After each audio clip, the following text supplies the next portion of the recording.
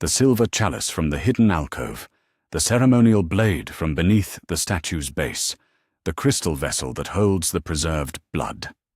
The great serpent moved with surprising delicacy for something so massive, retrieving items that Tom had hidden in the chamber decades ago. Soon, the ancient ritual circle was properly prepared, silver gleaming in the torchlight, and crystal vessels filled with liquids that had waited 50 years for their purpose. Tom stood in the center of the circle and closed his eyes, feeling the ancient magic of the chamber flowing through him. This was what he had always been meant for. Not the crude violence of his youth, not the desperate scrambling for immortality through crude horcruxes, but this perfect synthesis of ritual magic and absolute will. When he opened his eyes again, they were no longer Harry's green, but his own natural dark brown. The transformation was beginning. "Harry," he called silently to the fragment of consciousness he could still sense, buried deep inside their shared mind. "Are you watching? This is what you helped me achieve. This is the gift your trust and friendship have given to the world." The response came as a wordless scream of rage and despair, but Tom barely noticed. He was too focused on the ritual, on the feeling of his own magical signature beginning to reassert itself over Harry's. Soon, very soon now, Lord Voldemort would walk the earth again in his full power. And when that happened, the purification of the magical world could begin in earnest. The basilisk coiled around the ritual circle like a guardian, its eyes reflecting the dancing flames of the torches. Ron stood motionless under the imperious curse, a living statue waiting for commands. And deep in the hidden recesses of his own mind, the last fragments of Harry Potter screamed warnings that no one could hear. Tom Riddle smiled with someone else's face and began to speak the words of power that would complete his resurrection and doom the magical world to a new age of purity and order. The darkness was only beginning. Chapter 9. The Chamber's Heart. The ancient magic thrummed through the Chamber of Secrets like a heartbeat, each pulse of power strengthening Tom's connection to the ritual circle carved into the stone floor. He stood at its center, Harry's body serving as a conduit for energies that had lain dormant for 1,000 years, feeling his own magical signature growing stronger with each spoken incantation. The basilisk coiled around the perimeter of the circle, its massive form creating a living barrier between Tom and any potential interference. Its yellow eyes remained carefully shuttered. Even Tom didn't dare risk meeting that deadly gaze directly, while his consciousness was still partially bound to Harry's mortal form. "Master," the great serpent hissed in the old tongue, "the power grows. Soon you will be as you once were." "Soon," Tom agreed, his voice carrying both Harry's vocal cords and his own will. "Very soon now, I will be free of this borrowed flesh and able to reclaim what was always mine." Ron stood motionless under the imperious curse, his face blank and his eyes unfocused. Tom had positioned him just outside the ritual circle, close enough to serve as a secondary source of life force if needed, but far enough away that his presence wouldn't interfere with the delicate magical work being performed. The chalice in Tom's hands, Harry's hands, was beginning to warm with more than reflected torchlight. The preserved blood within it, collected decades ago from victims whose names had been forgotten by history, was responding to the ritual's power, beginning to bubble and steam as ancient magic awakened it from its long slumber. Almost, Tom thought with satisfaction. Just a few more minutes, and I'll be able to discard this host entirely. It was then that he heard footsteps echoing from the tunnel that led to the chamber's entrance.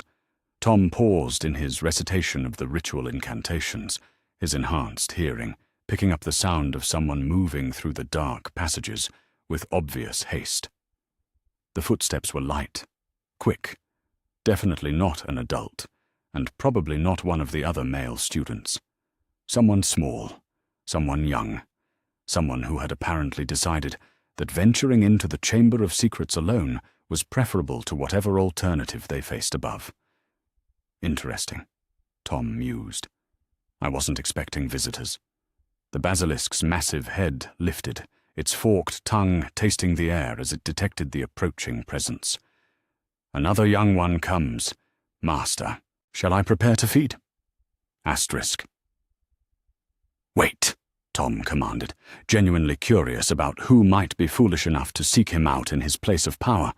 "Let's see what they want first." The footsteps grew closer, and soon Tom could hear the sound of someone sliding down the tunnel's slope, their descent less controlled than he'd expected. Whoever was coming hadn't planned this journey carefully. They were acting on impulse, driven by some urgent need that outweighed their fear of the chamber's dangers. When the intruder finally emerged into the vast space of the chamber proper, Tom felt a moment of genuine surprise. It was Ginny Weasley. The youngest Weasley child stood in the chamber's entrance, her red hair dishevelled and her robes torn from her hasty descent through the tunnel.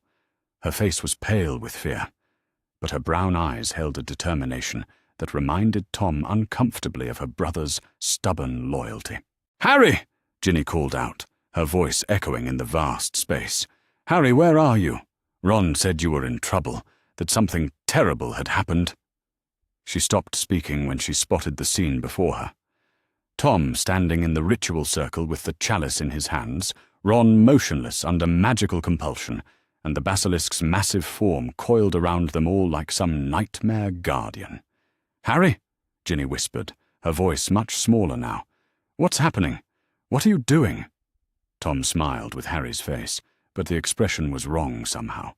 Too cold, too calculating, lacking any of the warmth that Harry Potter might have shown his best friend's little sister. "Hello, Ginny," Tom said, his voice carrying none of Harry's usual awkwardness around her. "How thoughtful of you to join us. Though I must say, your timing could be better." Ginny took a step closer, her eyes darting between Tom and the motionless form of her brother. "Ron? Ron, are you all right? Harry, what's wrong with him?" "Ronald is perfectly fine," Tom assured her. "He's simply under the influence of a little magical compulsion. Nothing permanent, I assure you, though I'm afraid the same can't be said for your precious Harry Potter." "I don't understand," Ginny said, but Tom could see the growing fear in her eyes as she began to process what she was seeing. "Harry, you're scaring me. What's happened to you?" Tom set down the chalice carefully, making sure not to disturb the ritual's momentum. He could feel the magic building around him, approaching the critical threshold where his resurrection would become irreversible. But this unexpected interruption presented interesting possibilities. "Harry Potter is gone," Tom said conversationally, beginning to walk slowly around the ritual circle's perimeter. "He ceased to exist several hours ago, leaving behind only this convenient shell for me to inhabit." Ginny's face went white. "That's impossible. You're Harry. I know you're Harry. You saved my life in first year. I did nothing of the sort," Tom interrupted. "That was Potter's achievement, not mine. Though I must admit, I found the whole affair quite amusing when I reviewed his memories. All that fuss over a little possession, when he had no idea that he was carrying the very same artifact that had caused the problem." Tom pulled out the diary, holding it up so Ginny could see it clearly. Her reaction was immediate and visceral. She recognized it instantly, and the terror that flooded her features was absolutely delicious. "No," Ginny whispered. "You destroyed it. Harry destroyed it. We watched it burn." "You watched one diary burn," Tom corrected. "A clever fake that Potter created to make you feel safe. The real diary has been with him all along, slowly consuming his consciousness piece by piece until there was nothing left but memories and a convenient face to wear." "You're lying," Ginny said desperately. Harry would never what?" Tom asked with mock curiosity. "Trust someone who showed him understanding. Confide in someone who listened to his problems without judgment. Accept guidance from someone who helped him understand his true nature." Tom began walking toward Ginny, noting with satisfaction how she instinctively backed away from him. Your precious Harry Potter was so desperate to be understood, so hungry for someone who would accept him without conditions, that he practically threw himself into my arms. every conversation we shared. Every lesson I taught him about power and heritage, he absorbed it all eagerly. "No," Ginny said, but her voice lacked conviction. "Harry isn't like that. He's good and kind and—" "He's weak," Tom interrupted harshly. Or rather, he was weak. I've done him the favor of freeing him from that weakness permanently. Ginny's eyes filled with tears, but she didn't run. Instead, she took a step forward, her small hands clenching into fists. "Give him back," she said, her voice shaking with emotion.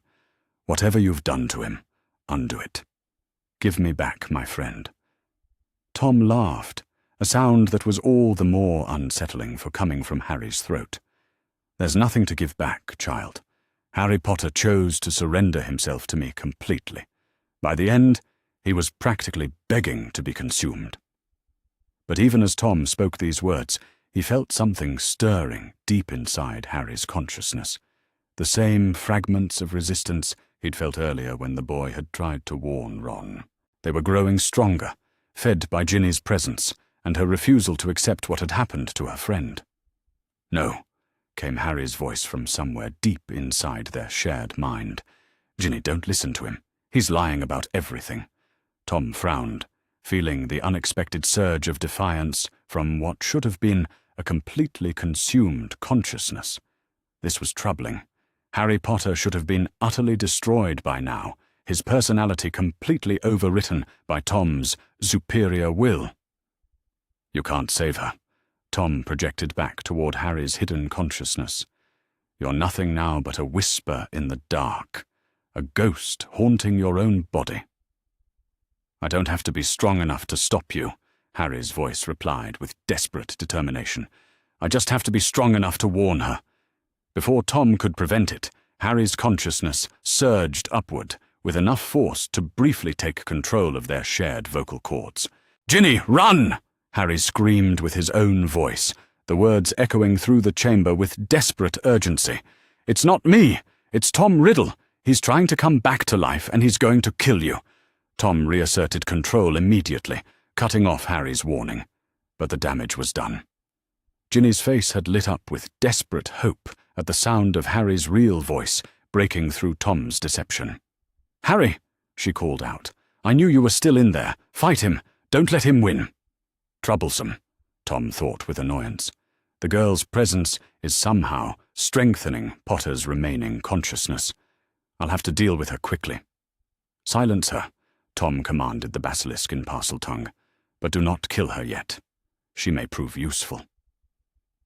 The great serpent began to uncoil, its massive form sliding across the chamber floor with predatory grace. Ginny stumbled backward, her eyes wide with terror. But she didn't run. Instead, she raised her wand, a thin, delicate thing that looked pathetically inadequate against a 60-foot magical serpent. "Stay away from me," Ginny said, her voice trembling but determined. "I'm warning you. I know how to use this." Tom almost pitied her. A first-year witch, barely trained in the most basic spells, facing down the King of Serpents in its own domain. It would be over in seconds. But as the basilisk approached, something extraordinary happened. A flash of golden light filled the chamber, accompanied by a musical note so pure and beautiful that even the basilisk paused in its advance. From somewhere high above them came the sound of beating wings, and Tom looked up to see a phoenix descending from the shadows of the chamber's vaulted ceiling. Fawkes. Dumbledore's phoenix swooped down between Ginny and the basilisk, its golden plumage burning with inner fire as it released another burst of healing song. The phoenix's presence filled the chamber with a warmth that had nothing to do with temperature, a sense of hope and courage that seemed to push back against the ancient darkness that had held sway here for so long. "No," Tom snarled, raising Harry's wand. "This is impossible. Dumbledore was removed from the school. His influence here should be broken." But even as Tom spoke, he remembered something that made his blood run cold. Dumbledore had once said that help would always come to Hogwarts for those who asked for it. And Ginny Weasley, in her desperate need to save Harry Potter, had apparently asked. Fawkes circled the chamber once, his song echoing from the ancient stones, and then dove toward the basilisk with talons extended. The phoenix's claws, sharper than any blade, raked across the great serpent's face, targeting its most vulnerable point. The basilisk's eyes. Tom watched in horror as Fawkes methodically destroyed the basilisk's ability to kill with its gaze, claws tearing through the delicate membranes that gave the creature its most deadly power. The serpent thrashed wildly, its massive coils smashing into the chamber walls, but it couldn't dislodge the phoenix from its self-appointed task. "Master!" the basilisk hissed in agony. "The firebird has blinded me. I cannot see to strike." "Then use your other senses," Tom commanded furiously. "Your hearing, your sense of smell. Kill the girl." But the basilisk, robbed of its primary weapon and maddened with pain, was no longer the perfect killing machine it had once been. It struck wildly at where it thought Ginny might be, but she was small and quick, and Fawkes continued to harass it from above, preventing it from focusing properly on its target. Tom realized with growing alarm that his carefully laid plans were beginning to unravel. The ritual was at a critical stage. He couldn't abandon it now without losing months of preparation. But he also couldn't allow these interruptions to continue. "I need to end this quickly," Tom thought, "before more help arrives." But even as he turned back to the ritual circle, preparing to complete the incantations that would finalize his resurrection, he felt another surge of resistance from Harry's consciousness, stronger than before, fed by the hope that Fawkes's arrival had brought. "She came for me," Harry's voice said with wonder. "Ginny came to save me, even knowing how dangerous it was." "She came to die," Tom replied coldly, "just like everyone else who's tried to help you." "No," Harry said, and his voice carried a strength that made Tom uneasy. "She came because she cares about me, because I matter to her, not for what I can do or what I represent, but for who I am." "You are nothing," Tom snarled internally. "You are a consumed soul, a ghost wearing familiar features. You have no power here." "Maybe not," Harry admitted, "but I don't need power to love the people who love me. And that's something you'll never understand." Tom felt Harry's consciousness surge again, and this time it was strong enough to briefly take control of their shared body. Harry raised his hand toward Ginny, who was still dodging the blinded basilisk's wild strikes. "Ginny!" Harry called out with his own voice. "The sorting hat! Look for the sorting hat!" Tom immediately reasserted control, but Harry's message had been clear enough. As if summoned by his words, a familiar piece of magical fabric came tumbling down from the shadows above. The sorting hat, apparently delivered by Fawkes, along with the Phoenix himself. Dumbledore's contingencies, Tom realized with growing rage. He prepared for this possibility. Ginny dove for the hat, snatching it up just as the basilisk's massive head crashed into the spot where she'd been standing. Tom watched with alarm as she reached inside the hat and withdrew something that gleamed silver in the torchlight. Gryffindor's sword. The ancient weapon seemed to sing as it left the hat's confines, its blade shimmering with an inner light that spoke of powerful protective enchantments. Ginny hefted it awkwardly. It was clearly too large for her small frame, but she held it with the determination of someone who had nothing left to lose. "You want to know what Harry's really like?" Ginny called out, raising the sword toward Tom. "He's brave enough to sacrifice himself for people he barely knows. He's kind enough to help his enemies when they need it. And he's strong enough to keep fighting even when everything seems hopeless." "Indeed he is," came Harry's voice from deep inside their shared mind, and Tom felt another surge of resistance, stronger than any that had come before. This is impossible, Tom thought with growing desperation. His consciousness should be completely suppressed by now. What's giving him this strength? The answer came to him with chilling clarity. Love. Ginny's love for Harry, Harry's love for his friends, the bonds of loyalty and affection that Tom had always dismissed as weakness. They were somehow feeding Harry's resistance, giving his fragmented consciousness the strength to fight back. How revolting, Tom thought, and how inconvenient. The basilisk, guided by sound and scent, had located Ginny again and was preparing to strike.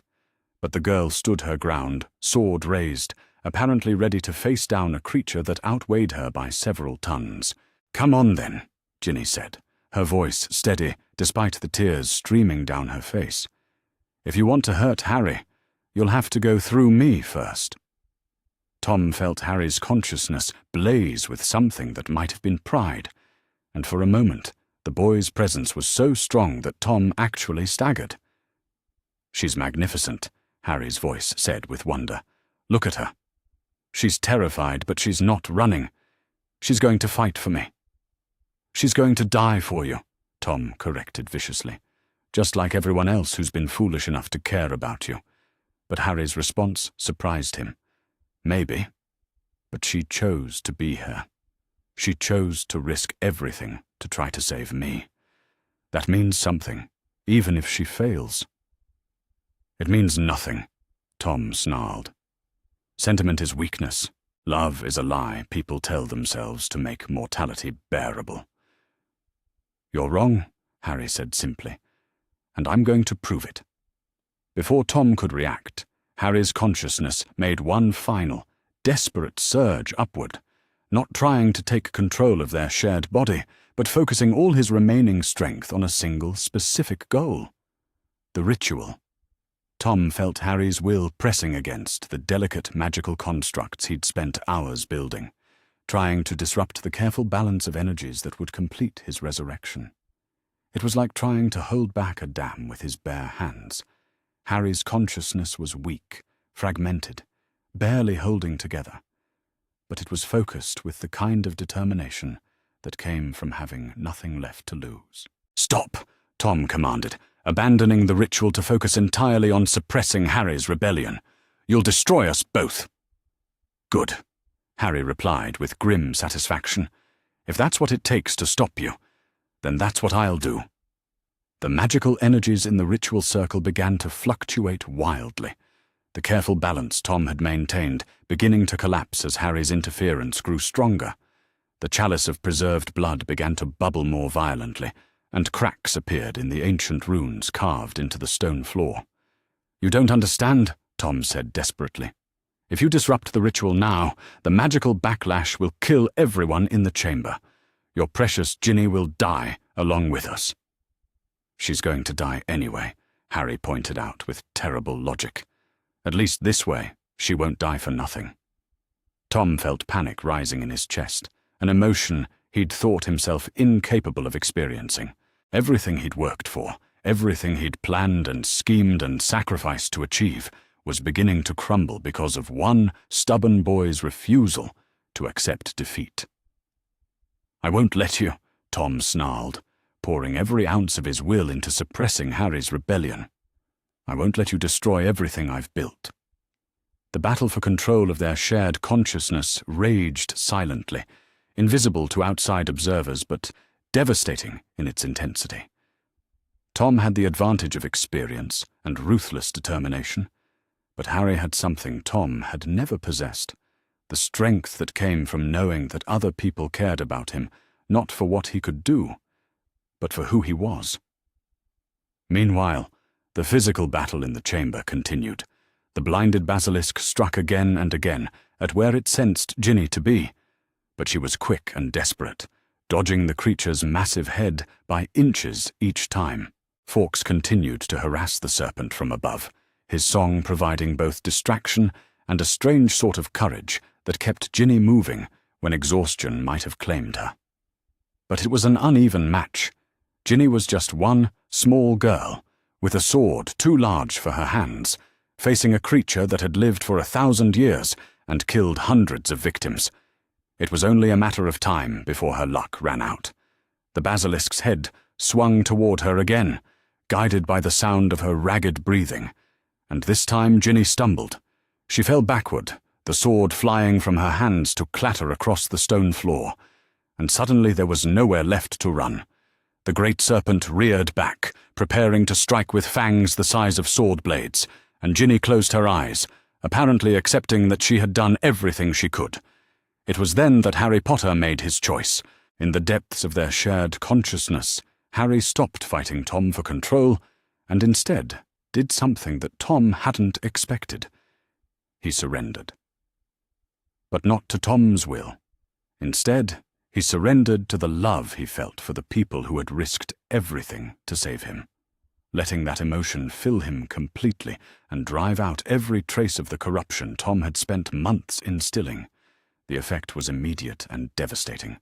A wave of pure, protective magic exploded outward from Harry's body, powered not by dark rituals or ancient curses, but by the simple, overwhelming need to keep the people he cared about safe. The magic was wild and uncontrolled, fed by emotions that Tom had never understood and could never replicate. The basilisk's strike was turned aside by an invisible force, its massive head slamming into the chamber wall with enough force to crack the ancient stones. The creature slumped to the floor, stunned by the impact, while Harry's protective magic continued to rage around the chamber like a living thing. Tom screamed, actually screamed aloud, as he felt his carefully constructed hold on Harry's consciousness beginning to slip. The love-powered magic was like acid to his dark will, burning away the connections he'd forged through months of patient manipulation. "This is impossible," Tom thought desperately. "Love cannot overcome will. Sentiment cannot defeat power." "You're right," Harry said, his voice now clear and strong within their shared mind. "Sentiment can't defeat power. But love isn't sentiment. Love is the most powerful magic there is." The ritual circle exploded. Magical energies that Tom had spent hours carefully balancing erupted in all directions, turning the ancient runes into molten gold and sending shockwaves through the chamber's foundation. The preserved blood in the chalice burst into flame, releasing 50 years of accumulated magical potential in a single, devastating instant. Tom felt himself being torn away from Harry's consciousness, his stolen hold on the boy's body finally broken by forces he couldn't control or understand. For a moment, he existed as nothing more than pure will and memory, floating in the space between life and death, desperately trying to find something solid to anchor himself to. But there was nothing left. The diary had been destroyed in the magical explosion, its pages scattered like ash on the chamber's floor. Without that physical anchor, Tom found himself slowly fading, his consciousness dispersing like smoke in the wind. "This isn't over," he tried to say, but his voice was already growing faint. "I will return. I will find another way." "Maybe," Harry said, standing over the remnants of the ritual circle, with his own consciousness, finally, fully restored. "But it won't be today, and it won't be through me." Tom Riddle's consciousness faded into nothingness, leaving behind only the echo of frustrated rage and the satisfaction of knowing that even in defeat, he had taught Harry Potter valuable lessons about the nature of power and choice. Harry Potter stood alone in his own body for the first time in months, feeling like a stranger in his own skin. The chamber around him was in ruins, ancient stones cracked and smoking from the magical explosion, but he was alive and himself, and that was enough.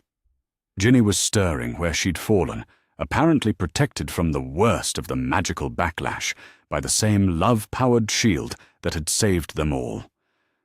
Fawkes circled overhead, his song now triumphant rather than urgent, while Ron was slowly blinking back to consciousness as the imperious curse faded with Tom's defeat. Harry looked down at his own hands, under his own control, and felt tears begin to stream down his face. He was free.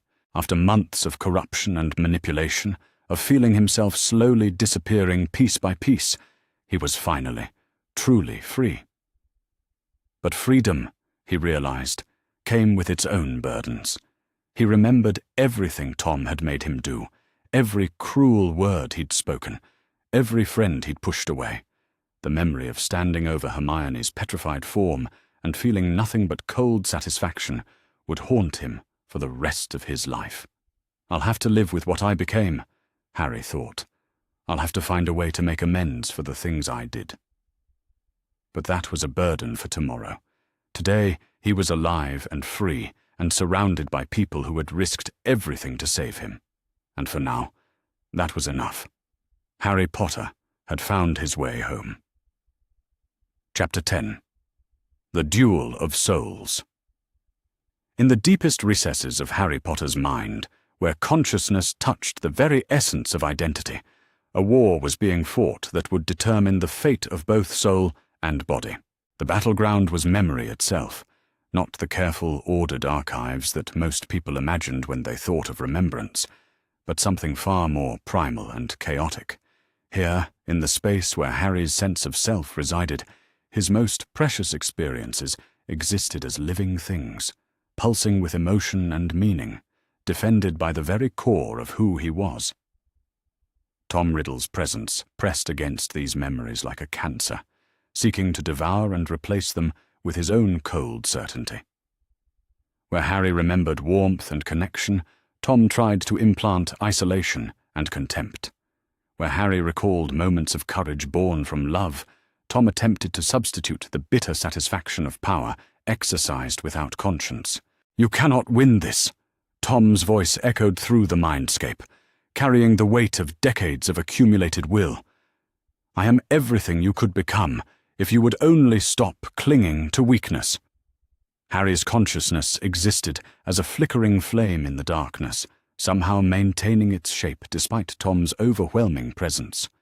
Around him, his memories played out like ghostly projections, moments of joy and sorrow, triumph and failure, all the experiences that had shaped him into the person he was trying so desperately to remain. "I won't let you take them," Harry replied, his mental voice small but determined. "These are mine. This is who I am."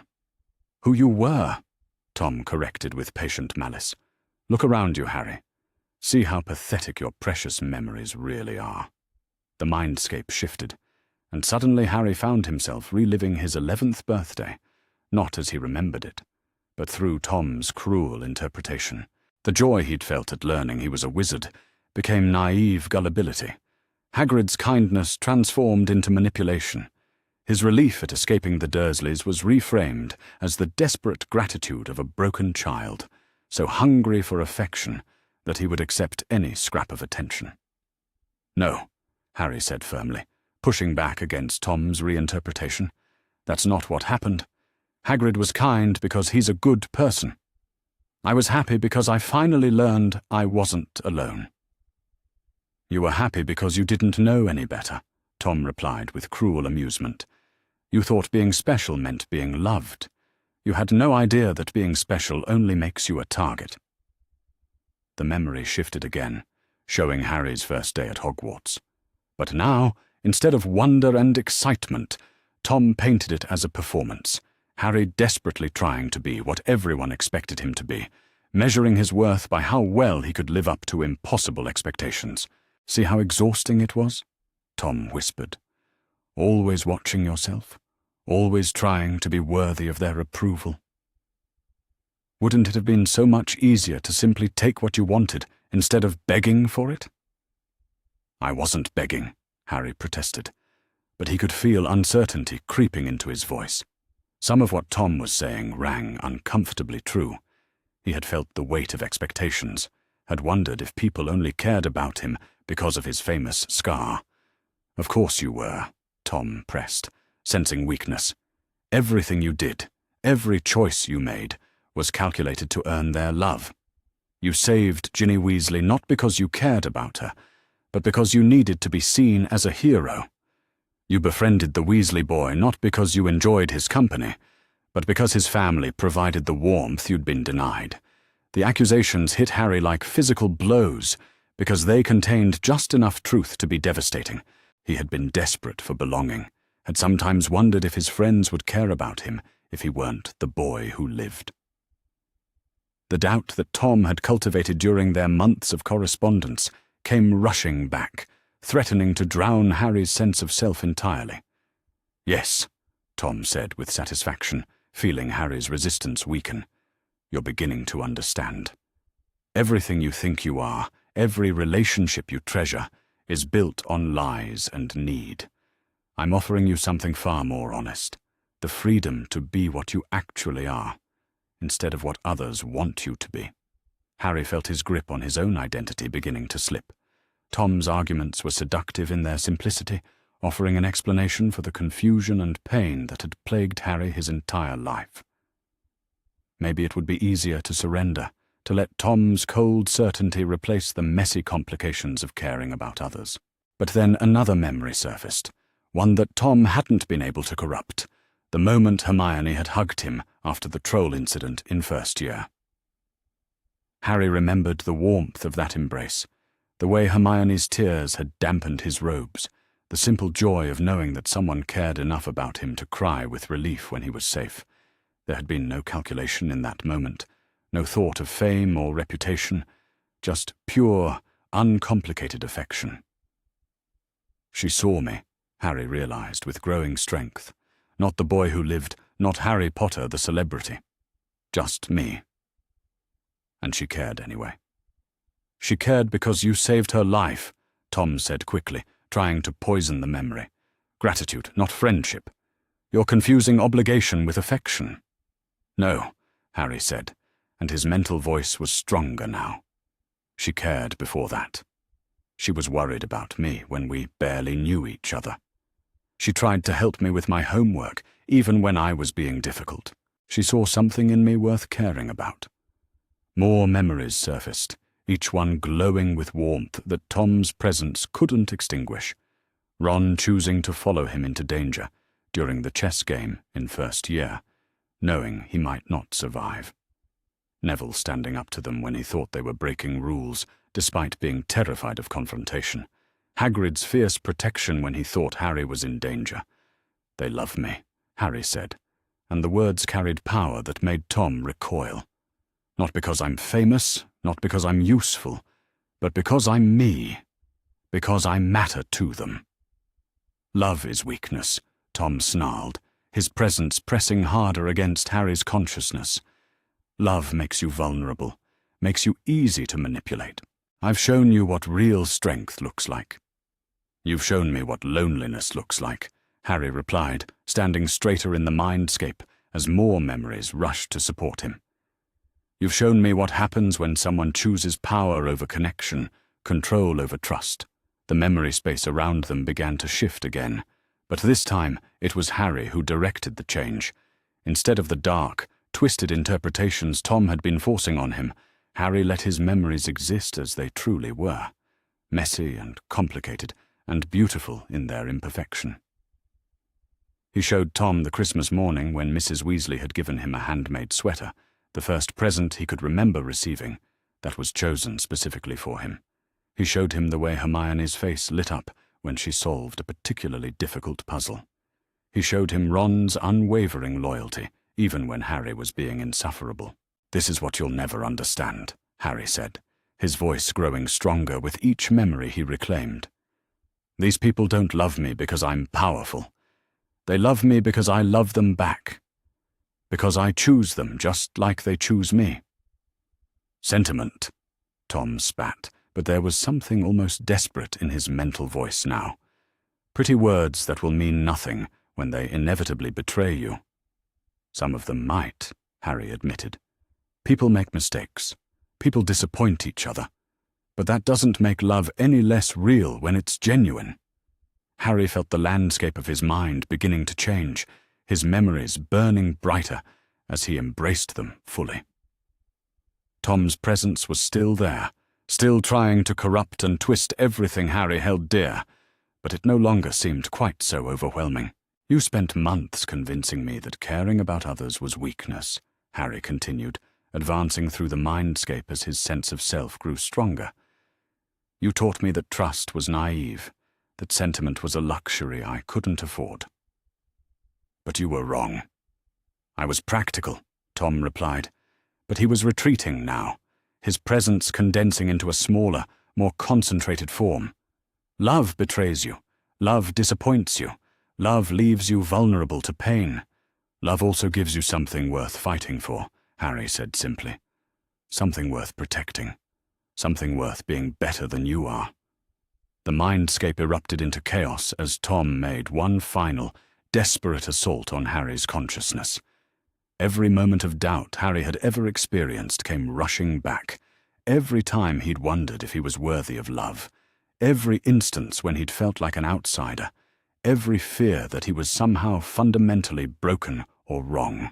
"You are broken," Tom hissed, pouring all his malice into the attack. "You are the product of abuse and neglect, scarred by trauma that will never fully heal.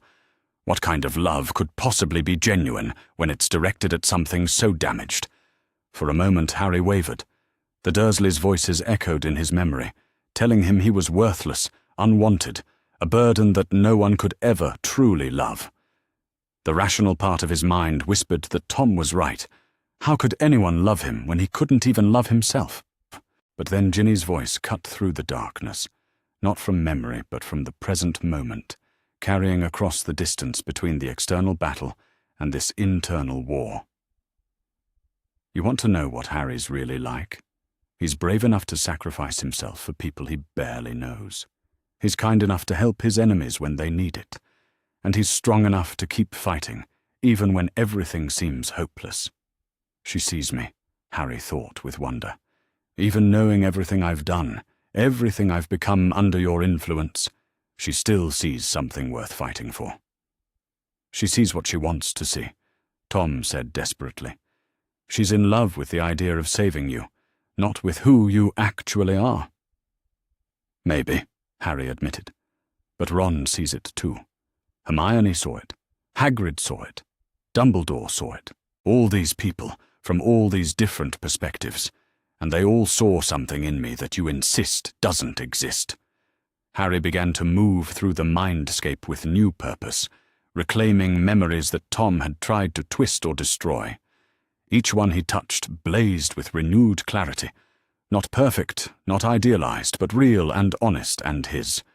"This is who I am," Harry declared, his mental voice ringing with conviction. "Not the damaged child you want me to believe I am, not the corrupted vessel you tried to make me. I am someone who has been hurt and chose to heal. Someone who has been alone and chose to connect. Someone who has been afraid and chose to be brave anyway." "You are nothing without me," Tom snarled, but his presence was fading now, losing coherence as Harry's sense of self grew stronger. "I made you everything you became. Your strength, your power, your understanding of the world. All of it came from me." "You gave me knowledge," Harry agreed. "But wisdom? Understanding? Love? Those came from the people who cared about me, despite my flaws, not because of my power." The mindscape shuddered as Tom made one last, desperate attempt to maintain his hold on Harry's consciousness. But he had made a fundamental error in his calculations. He had assumed that strength came from isolation, that power was the absence of vulnerability. Harry understood now that the opposite was true. His strength came from his connections to others, his power from his willingness to be vulnerable enough to love and be loved in return. Tom's greatest weakness wasn't his lack of love. It was his inability to understand that love wasn't weakness at all, but the strongest force in the universe. "I choose them," Harry said simply, and the words carried the weight of absolute conviction. "I choose Ron and Hermione and Ginny and everyone else who's ever cared about me. I choose to trust them, to protect them, to be worthy of their love, not because I'm perfect, but because trying to be better is what love asks of us." Tom's scream of rage and frustration echoed through the mindscape as Harry's declaration shattered the last of his hold on the boy's consciousness. The dark presence that had haunted Harry's thoughts for months suddenly collapsed in on itself, its malevolent will finally broken by a force it had never truly understood. "This isn't over," Tom's voice whispered as his consciousness began to fragment and fade. "I will find another way. I will return." "Maybe," Harry said peacefully, "but you'll never have me again. Because now I know what I really am." "And what is that?" Tom asked with his dying breath. "Someone who is loved," Harry replied simply, "and someone who loves in return." Tom Riddle's consciousness dissolved into nothingness, leaving Harry alone in the restored landscape of his own mind. The memories around him blazed with warmth and life, each one a testament to the connections he'd forged and the person he'd chosen to become. Harry opened his eyes, in his own body, with his own mind fully restored, to find himself standing in the ruins of the Chamber of Secrets. The physical battle was ending, Ginny was safe, and Tom's diary lay in ashes on the stone floor. But more importantly, Harry Potter was himself again. Wounded, perhaps, scarred by the experience of corruption and manipulation, but fundamentally whole, fundamentally good, fundamentally loved. He looked around at the people who had risked everything to save him, Ginny with her fierce loyalty, Ron with his unwavering friendship, even Fawkes with his song of hope, and felt a gratitude so profound it brought tears to his eyes. I am loved, Harry thought with wonder, and I choose to love them back. It was, he realized, the most powerful magic of all. In the depths of his mind, where Tom's presence had once whispered poison and doubt, there was now only peace. Harry's memories glowed with their true light, unmarked by corruption, honest in their imperfection, but beautiful in their authenticity. The scar on Harry's forehead, which had burned with pain whenever Tom had pressed against his consciousness, was now cool and quiet. The fragment of Voldemort's soul that had resided there since infancy seemed somehow smaller, contained, no longer able to influence Harry's thoughts or emotions. Perhaps it was the confrontation with another piece of Tom's soul, or perhaps it was simply Harry's newfound understanding of who he truly was. But whatever the cause, Harry felt more completely himself than he ever had before. I survived, he thought with quiet amazement. I was broken, and I survived. I was corrupted, and I chose to heal. I was alone, and I found my way back to the people who love me. The realization filled him with a strength that had nothing to do with magic or power, and everything to do with the simple, profound truth that he was worthy of love. Not because he was perfect, but because he was human, and humans were worthy of love simply by virtue of existing. Harry Potter stood in the ruins of Salazar Slytherin's chamber, surrounded by the evidence of Tom Riddle's defeat, and knew with absolute certainty that he was exactly who he was meant to be. And that was enough. More than enough. It was everything. The battle for Harry Potter's soul was over. Love had won. But even as Harry savored his victory, even as he felt the warmth of reclaimed identity flowing through him like sunlight after a long winter, he knew that the real work was just beginning. He would have to face the consequences of what he'd done while under Tom's influence. He would have to rebuild relationships that had been damaged by his corruption. He would have to learn to live with the memory of the person he'd temporarily become. That's tomorrow's challenge, Harry thought peacefully. Today, it's enough that I remember who I am. The sound of approaching footsteps echoed through the chamber as help finally arrived. Professor McGonagall's voice called his name, followed by the deeper tones of several other teachers. But Harry wasn't afraid anymore. He had nothing left to hide, nothing left to be ashamed of. He was Harry Potter. He was loved. He was home. And in the end, that was the only magic that truly mattered. The last echoes of Tom Riddle's malevolent will faded into nothingness, leaving behind only the sound of healing song from Fawkes's throat and the quiet breathing of friends who had refused to give up on him. Harry smiled, really smiled, with his own heart and his own joy, and let himself believe, perhaps for the first time in his life, that everything was going to be all right. The duel of souls was over. Love had triumphed, and Harry Potter had finally, truly, come home to himself. In the depths of his restored mind, his memories sang with their own light, each one a testimony to the connections that made life worth living. The fear was gone. The doubt was gone. The corruption that had tried to twist him into something he wasn't had been burned away by the simple, overwhelming truth of who he really was. Someone who was loved. Someone who loved in return. Someone who chose again and again, to be worthy of the trust placed in him. And in that choosing, in that daily decision to be better than he was, Harry Potter found the strength to face whatever challenges lay ahead. The war for his soul was won. Now he could begin the work of living with that victory. Chapter 11. The Price of Victory. The silence that followed Tom Riddle's destruction was profound and unsettling, broken only by the soft sound of ash settling where the diary had once been, and the gentle melody of Fawkes's healing song echoing through the ruined chamber. Harry stood in the center of the destroyed ritual circle, swaying slightly on his feet, his mind struggling to process the reality of being fully himself again after months of shared consciousness. Everything felt different. The world seemed brighter somehow, colors more vivid, sounds more distinct. It was as if he'd been looking at life through a layer of gauze that had suddenly been stripped away, revealing details he'd forgotten existed. The simple act of thinking his own thoughts, without Tom's voice providing commentary or contradiction, was both liberating and disorienting. Harry raised his hands to his face and stared at them with something approaching wonder. These were his hands, under his complete control, unmarked by the dark magic that had flowed through them for so long.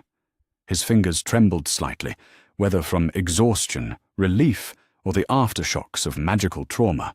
He couldn't say. "Harry?" Ginny's voice reached him from across the chamber, tentative and hopeful. "Is it really you?" Harry turned toward her, movements slow and careful, as if he were afraid his body might not obey his commands. Ginny was sitting propped against the base of Salazar Slytherin's statue, her face pale with exhaustion and streaked with tears. She probably didn't realize she was crying. Gryffindor's sword lay beside her, its blade still gleaming despite the chaos it had witnessed. "I think so," Harry said, his voice hoarse from screaming during the internal battle with Tom. Yes. It's me." The words felt strange on his tongue, like a language he was relearning. For so long, every word he'd spoken had been filtered through Tom's influence, shaped by the diary's agenda. Now, hearing his own voice express his own thoughts, with no hidden agenda, felt almost foreign. Ron was struggling to his feet nearby, the effects of the Imperious Curse finally fading completely.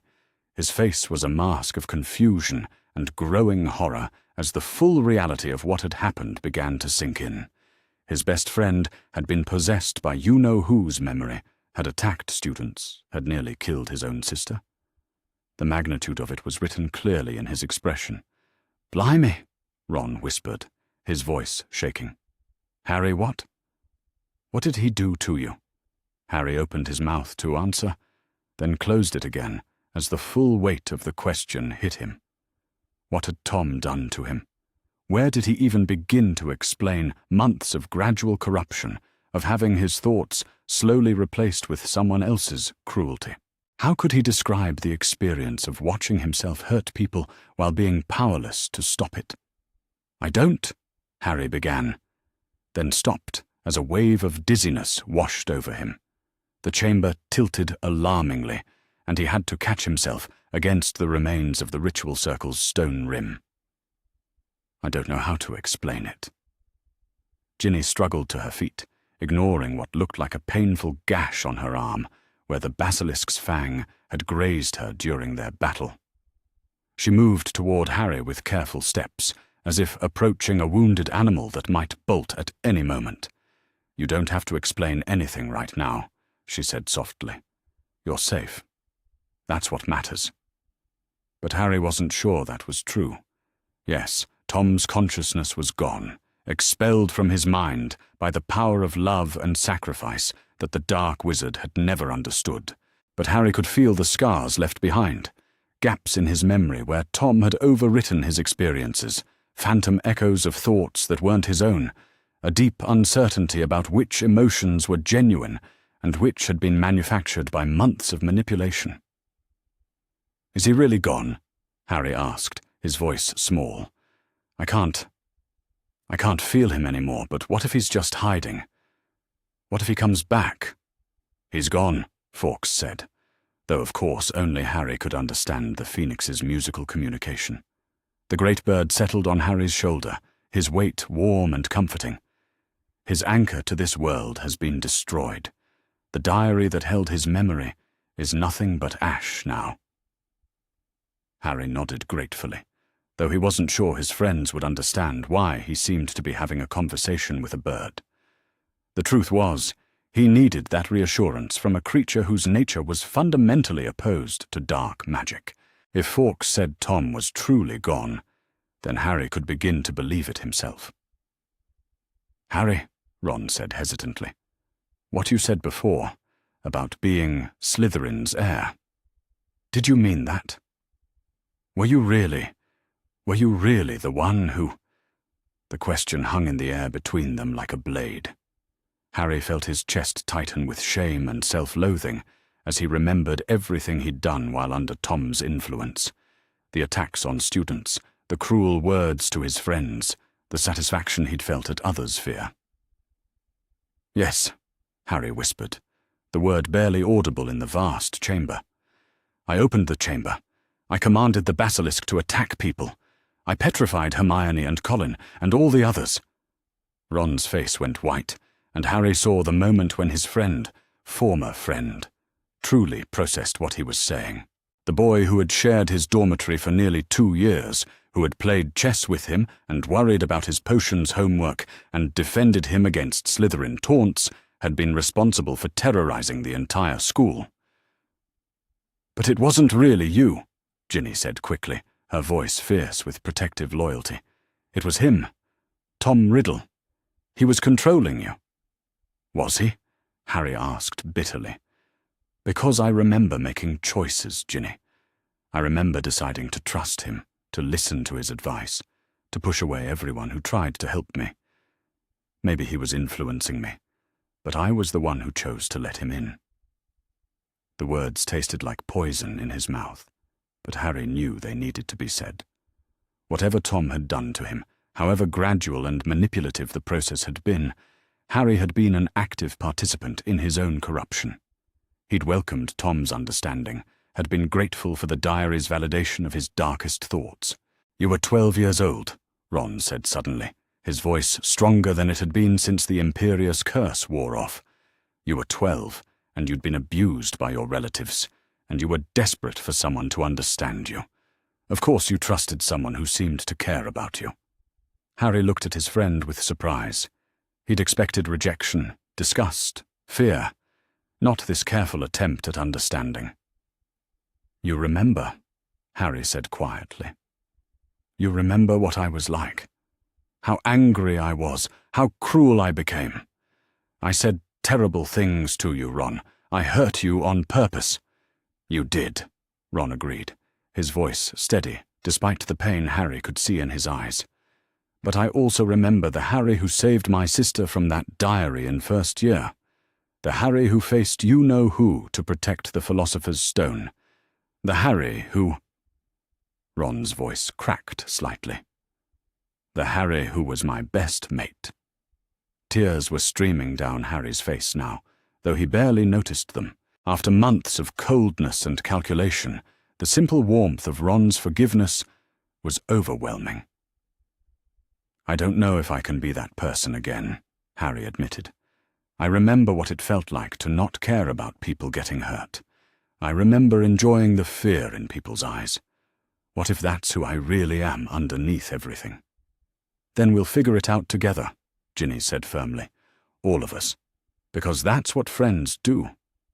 The sound of approaching voices echoed through the chamber's entrance tunnel, growing louder as what sounded like half the teaching staff made their way down to investigate. Harry felt a moment of panic. How was he going to explain what had happened? How could he face Professor McGonagall or the other teachers knowing what he'd done? "Harry," Ron said urgently, apparently reading his expression. "Whatever happens, we're with you. We know it wasn't your fault. We'll make sure everyone understands." But Harry wasn't sure understanding was possible. How could anyone who hadn't experienced Tom's gradual manipulation truly comprehend how completely a person could be corrupted while still believing they were making their own choices. Professor McGonagall was the first to emerge from the tunnel, her usually stern features tight with worry and determination. She stopped short when she saw the scene before her: the destroyed ritual circle, the motionless basilisk, the 3 students sitting among the ruins of Salazar Slytherin's chamber. "Mr. Potter," she said, her voice carefully controlled. "Are you injured?" "Aye," Harry began, then stopped. "How did you explain that your injuries weren't physical, but psychological? That you'd been torn apart and rebuilt from the inside out?" "I'm alive." McGonagall's sharp eyes took in the ash that had once been Tom's diary, the sword lying beside Ginny, the general destruction that spoke of a magical battle of incredible intensity. When her gaze returned to Harry, he saw a flicker of something that might have been understanding. "Professor Dumbledore is on his way," she said quietly. "The school board's removal of him has been reconsidered in light of recent events." Harry felt a surge of relief so strong it was almost physical. Whatever else happened, whatever consequences he would face for his actions, Dumbledore would understand. The headmaster had dealt with Tom Riddle before, had seen firsthand what the dark wizard was capable of. If anyone could help Harry make sense of what had happened to him, it would be Dumbledore. More teachers arrived: Professor Flitwick, Professor Sprout, even Professor Snape, whose black eyes fixed on Harry with an unreadable expression. Madame Pumphrey bustled in, carrying a medical kit that looked absurdly inadequate for the scene she encountered. "The children need immediate medical attention," she announced, taking charge of the situation with characteristic efficiency. "Mr. Weasley appears to be suffering from curse after-effects. Miss Weasley has what looks like a venomous wound, and Mr. Potter—" She trailed off as she looked more closely at Harry, her expression growing concerned. "Mr. Potter appears to be in shock." Harry submitted to her ministrations with passive acceptance, barely registering the diagnostic spells she cast or the potions she pressed into his hands. His mind was elsewhere, trying to process the magnitude of what had happened and what it would mean for his future. The basilisk, he realized dimly, was dead. Fawkes had not only blinded the great serpent, but apparently delivered a killing blow, while Harry was focused on his internal battle with Tom. The King of Serpents lay motionless near the far wall, its massive form already beginning to show signs of decomposition. 1,000 years of life ended in a single battle, Harry thought with something that might have been sadness. The basilisk had been a tool of Tom's will, but it had also been a magnificent creature in its own right. Its death felt like the closing of a chapter in Hogwarts's history. "Harry." The voice was soft, but carried an authority that made everyone in the chamber turn. Dumbledore stood in the tunnel entrance, his blue eyes bright with relief and something that looked almost like pride. "My dear boy, are you all right?" "I don't know," Harry answered honestly. "I don't know if I'll ever be all right again." Dumbledore approached slowly, his movements careful and non-threatening. When he reached Harry, he knelt down so they were at eye level, studying the boy's face with the kind of intense attention usually reserved for particularly complex magical problems. "You freed yourself," Dumbledore said quietly. "From what I can see of the magical residue in this chamber, you fought Tom Riddle's consciousness directly and won. That is extraordinary, Harry, and extraordinarily difficult." "I almost lost," Harry whispered. "I almost let him win. I wanted to let him win, toward the end. It would have been easier than fighting." "But you did fight," Dumbledore pointed out gently. "When it mattered most, when people you cared about were in danger, you chose to fight. That tells me everything I need to know about who you truly are. But what I did while he was influencing me was not your fault," Dumbledore said firmly. "Harry, I need you to understand this. Tom Riddle was one of the most gifted manipulators in wizarding history. He spent months conditioning you, isolating you, making you doubt your own worth and the worth of those around you. That you resisted him at all is remarkable." Harry wanted to believe that, wanted to accept Dumbledore's absolution and move forward without the crushing weight of guilt. But he couldn't forget the satisfaction he'd felt when refusing to defend Hagrid, or the cold pleasure he'd taken in frightening other students. "I remember enjoying it," Harry said, in a voice so quiet the others had to strain to hear him. "When I hurt people, when I made them afraid. I remember feeling like I was finally getting the respect I deserved." "You remember what Tom wanted you to feel," Dumbledore corrected gently. "One of the most insidious aspects of his influence is the way he could make his victims believe his emotions were their own. The satisfaction you remember was his, not yours." "How can you be sure?" Dumbledore was quiet for a long moment, his eyes distant with memory. "Because," he said finally, "I once knew Tom Riddle as a student. I saw how charming he could be, how persuasive, how skilled at making others believe they wanted what he wanted them to want. And I also saw what he became when he stopped pretending to care about anyone but himself." The headmaster's gaze refocused on Harry with laser intensity. "You, Harry, fought back. Even when you believed his lies about strength and power, even when you thought you were choosing to embrace darkness, some part of you never stopped resisting. That resistance is what saved you, and what saved everyone else in this chamber." Harry felt something tight in his chest begin to loosen slightly. It wasn't forgiveness, he wasn't ready for that yet, but it was hope. Hope that maybe, eventually, he could learn to live with what had happened to him. "What happens now?"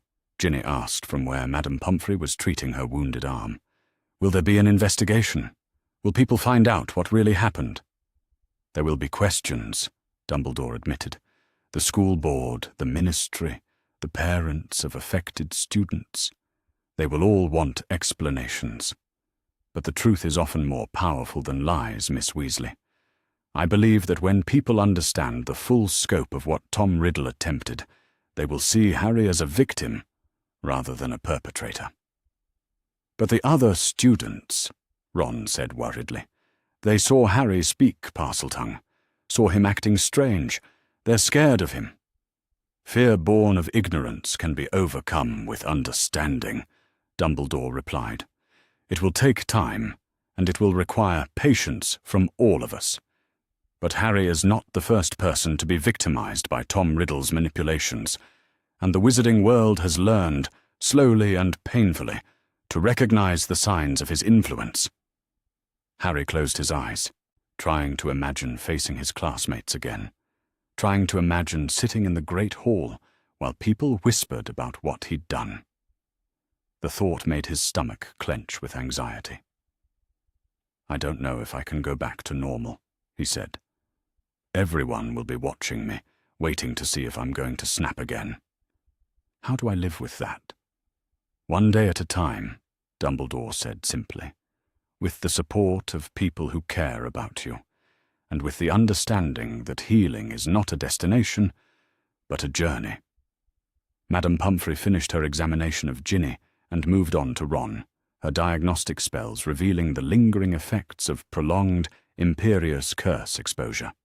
Throughout her work, she kept shooting concerned glances at Harry, clearly wanting to examine him more thoroughly, but uncertain how to approach someone who had just experienced psychological rather than physical trauma. "The petrified students," Harry said suddenly, remembering. "Hermione and the others. Are they—" "They will recover completely," Professor Sprout assured him, from where she was examining the dead basilisk with obvious fascination and horror. "Mandrake Draft is already being prepared. They should be conscious again within the week." Harry felt a mixture of relief and terror at that news. He was grateful that his friends would be all right. But the thought of facing Hermione, of seeing the disappointment in her eyes when she learned what he'd become, was almost unbearable. "She'll understand," Ginny said quietly, apparently reading his expression. "Hermione will understand better than anyone. She's been researching what happened to you since the beginning. She'll know it wasn't your fault." "Will she?" Harry asked bitterly. Or will she see me as a case study in how easily a person can be corrupted? Another example of why dangerous magical artifacts should be destroyed rather than studied. She'll see you as her friend, who was hurt and needs help, Ron said firmly. Because that's what you are, Harry. That's all you've ever been. The conversation was interrupted by the arrival of more people, auras from the ministry, members of the school board, even what looked like a reporter from the Daily Prophet. Harry shrank back as the chamber filled with voices and questions, feeling overwhelmed by the sudden attention. "Mr. Potter needs rest," Dumbledore announced, his voice carrying enough authority to quiet the crowd. "He has been through a severe trauma and requires time to recover before he can be expected to provide detailed accounts of recent events." "But surely," began one of the school board members, "the public has a right to know. The public has a right to accurate information delivered responsibly." Dumbledore cut him off smoothly. "Rushing to judgment based on incomplete understanding serves no one's interests, least of all the students who have suffered through these attacks."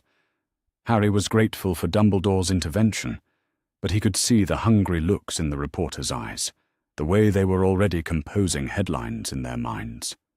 By tomorrow, the entire wizarding world would know that Harry Potter had been responsible for opening the Chamber of Secrets. The details of Tom's manipulation might be lost in the sensationalism. "I think," Madame Pomfrey said diplomatically, "that these children need to be moved to the hospital wing for proper treatment. The Chamber of Secrets, whatever its historical significance, is not a suitable place for medical care." As they made their way through the tunnel that led back to the castle proper, Harry found himself walking between Ron and Ginny, their presence a comfort even as his mind continued to reel with the implications of everything that had happened. Behind them he could hear the adults arguing about custody of evidence, about press statements, about how to handle what would undoubtedly become one of the biggest wizarding news stories in decades. The castle corridors felt strange after so long in the depths of the chamber. The familiar portraits watched their procession with obvious curiosity, and Harry could see several of them whispering to each other in their frames. By morning, every painting in Hogwarts would know the basic facts of what had occurred. "Mr. Potter," Professor McGonagall said as they reached the hospital wing, "I want you to know that you are not in any official trouble with the school.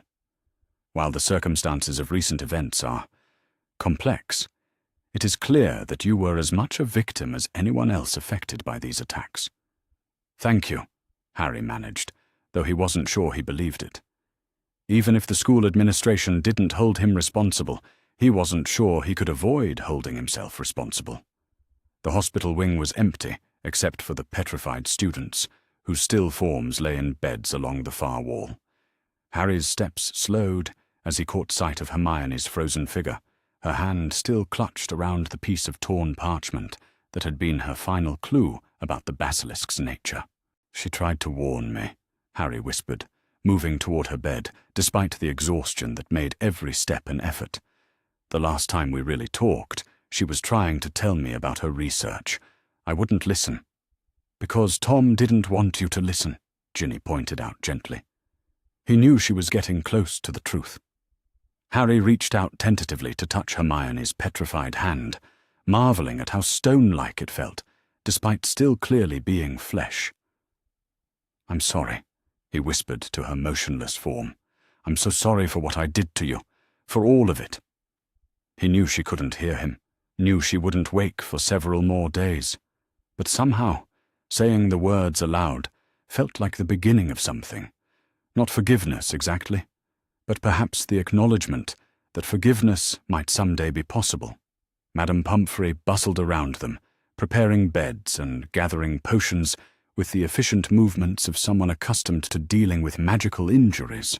She settled Ron and Ginny in adjacent beds, but when she approached Harry, he hesitated. "I don't think I can sleep," he admitted. "Every time I close my eyes, I see him. Tom. I keep waiting for his voice to start up again." "Would it help?" Dumbledore asked quietly. "If someone stayed with you? You shouldn't have to face your first night of freedom alone." Harry felt a surge of gratitude so strong it brought tears to his eyes. "Yes," he whispered. "Please." As Madame Pomfrey continued her work, and the other adults gradually filtered out to deal with the administrative aftermath of the evening's events, Harry found himself lying in a hospital bed with Ron in the next bed over and Ginny across the aisle. Dumbledore had pulled up a chair beside Harry's bed, his presence both comforting and protective. "The hardest part is yet to come," Dumbledore said softly, as the hospital wing settled into quiet. "Healing from this kind of trauma is not a simple matter of time passing. It will require patience with yourself, acceptance of help from others, and the courage to believe that you are worthy of recovery." "What if I'm not?" Harry asked in a small voice. "What if I'm too broken to fix?" "Then you would be the first person in history to be so," Dumbledore replied with gentle humor. "Healing is not about returning to some pristine original state, Harry.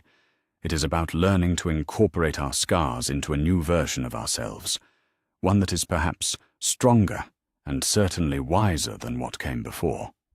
Harry closed his eyes, not to sleep but to feel the simple peace of being alone in his own mind.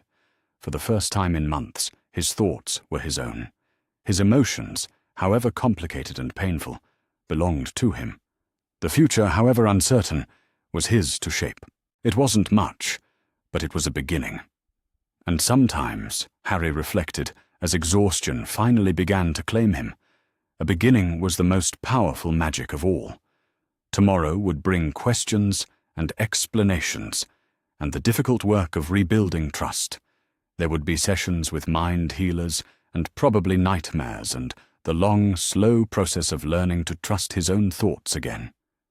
But tonight, surrounded by friends who had refused to give up on him, and protected by magic older and stronger than Tom Riddle's malevolence, Harry Potter allowed himself to believe that healing was possible. The price of victory had been high, perhaps higher than anyone else would ever truly understand. But the victory was real, and it was his. And that, for now, was enough. Chapter 12. Scars and Healing. The first morning Harry Potter woke up truly himself in 3 months, he didn't recognize the feeling of being alone in his own mind. He lay in his narrow bed in Ron's room at the Burrow, listening to his best friend's soft snores from across the room, and marveled at the simple miracle of thinking his own thoughts without commentary or contradiction from another consciousness. The silence in his head was profound and unsettling. After months of Tom's constant presence, the absence of that voice felt almost like deafness. It had been 2 weeks since the events in the Chamber of Secrets, 2 weeks since Tom Riddle's final defeat and Harry's liberation from the diary's influence. The immediate aftermath had been a blur of ministry investigations, healer consultations, and carefully worded press statements that somehow managed to convey the basic facts while protecting Harry's privacy. The Dursleys had been informed of the situation in the vaguest possible terms. Something about a magical incident that required Harry to spend his summer recovering at a wizarding family's home. They had agreed with suspicious eagerness that suggested they were relieved not to have their freakish nephew underfoot for the holidays. Now Harry was at the Burrow, surrounded by the warmth and chaos of the Weasley family, trying to figure out how to be himself again. "Morning, Harry," Ron mumbled, sitting up in bed and rubbing his eyes. "How'd you sleep?" "Better," Harry said. And it was mostly true. The nightmares were becoming less frequent, though they hadn't disappeared entirely. "Only woke up once." Ron nodded, with the careful casualness that had become his way of checking on Harry's well-being without making a big production of it. They'd all learned to navigate the new reality of Harry's fragility, the way sudden movements or raised voices could send him into flashbacks to his months under Tom's control. "Mum's making pancakes," Ron said, pulling on his clothes, "with those strawberries from the garden. You hungry?" Harry considered the question seriously. His appetite had been unreliable since his recovery. Sometimes he felt ravenous, other times the thought of food made him nauseated. This morning, thankfully, the idea of Mrs. Weasley's pancakes actually sounded appealing. "Yeah," Harry said. "I think I am." The Burrows' kitchen was already bustling with activity when they made their way downstairs. Mrs. Weasley was indeed making pancakes, the scent of strawberries and vanilla filling the air. Ginny sat at the table with a cup of tea, her arm still in a sling from her encounter with the basilisk, but otherwise looking remarkably recovered from their ordeal. "Harry, dear," Mrs. Weasley said warmly, not turning from the stove, but somehow managing to convey a mother's concern in just those 2 words. "How are you feeling this morning?" "Okay," Harry said, settling into his usual chair. The Weasleys had given him a usual chair, he realized with a warm flutter in his chest. A place that belonged to him, where he was expected and welcome. Ginny looked up from her tea and gave him a small smile. "You look better. More present, I guess." Harry knew what she meant. In the first days after his recovery, he'd often felt like he was observing his own life from a distance, as if he were watching someone else go through the motions of eating and sleeping and having conversations. The disconnection had been frightening. Another way Tom's influence had damaged him. "I feel more present," Harry admitted. "Still strange, though. Like I'm learning how to be myself again." "That's normal," Mr. Weasley said from behind his copy of the Daily Prophet. "Mind healing isn't like fixing a broken bone, Harry. It takes time, and it's rarely a straight line from injury to recovery. Mr. Weasley would know. His work at the ministry had brought him into contact with plenty of people who'd been victims of various forms of magical mind manipulation. He'd become something of an informal expert on the subject, since Harry's situation had come to light. "Speaking of which," Mrs. Weasley said, setting a plate of pancakes in front of Harry, "Professor Dumbledore will be coming by after lunch for your session." Harry nodded, spearing a piece of pancake with perhaps more force than necessary. The sessions with Dumbledore were helpful. The headmaster had extensive experience dealing with the after-effects of Tom Riddle's influence, but they were also emotionally exhausting. Each session involved carefully excavating memories to determine which thoughts and feelings had been his own and which had been artificially implanted by the diary. "How's Hermione doing?" Harry asked, partially to change the subject, and partially because he genuinely wanted to know. Hermione had recovered from her petrification 5 days ago, and they'd exchanged a few carefully awkward conversations, but Harry was still working up the courage to have a proper talk with her about everything that had happened. "She's processing," Ginny said diplomatically. "You know how she is. She's been reading everything she can find about possession and mind manipulation. I think she's trying to understand what happened to you from every possible angle." "She blames herself," Ron added quietly. "Keeps saying she should have figured out what was happening sooner, should have been able to help you somehow." Harry felt his chest tighten with familiar guilt. Even in recovery, even free from Tom's influence, his actions continued to hurt the people he cared about. Hermione's self-blame was just another consequence of his failure to resist the diary's corruption. "That's not fair to her," Harry said. "I was the one who chose to trust Tom. I was the one who let him in. You were the one who was manipulated by a master manipulator," Mr. Weasley corrected firmly. "Harry, I've read the Ministry's files on Tom Riddle's previous victims. Grown wizards with decades of experience fell to his influence. The fact that you eventually broke free, especially at your age, is remarkable." Harry wanted to believe that, wanted to accept the absolution that the adults in his life kept offering him. But it was hard to shake the conviction that he should have been stronger, should have seen through Tom's deceptions, should have found a way to resist without hurting innocent people.